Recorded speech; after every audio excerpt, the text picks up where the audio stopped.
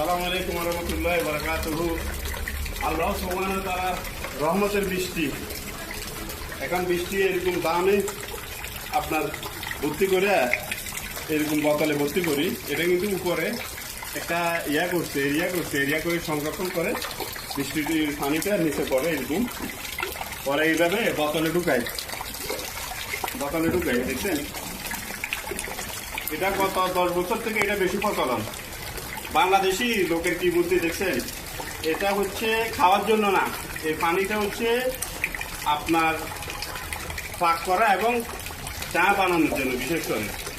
এটা এখনো কাজে লাগে, তবে এটা বৃষ্টির দিনে যদি সংরক্ষণ করে রাখে, আপনার ঠান্ডা সিজনে তো বৃষ্টি হয় না, এটা ব্যবহার হয় বেশি। এটা কিন্তু ওইদিকে আপনার অনেকগুলা বোতল আসে ভর্তি করে রাখে, এদিকেও আসে অনেকগুলা। কিন্তু আইডিয়াটা বাংলাদেশি লোকের মাথায় দেখছেন বুদ্ধি কি, আইডিয়াটা খুব ভালো। এটা আসলে যারা জানেন না তারা কিন্তু সংরক্ষণ করে রাখেন। আমি একজন বাহারাইন প্রবাসী, এখন বাংলাদেশে আছি।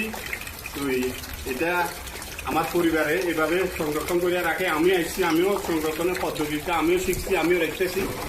তো সবাই ভালো থাকবেন। আল্লাহ হাফিজ।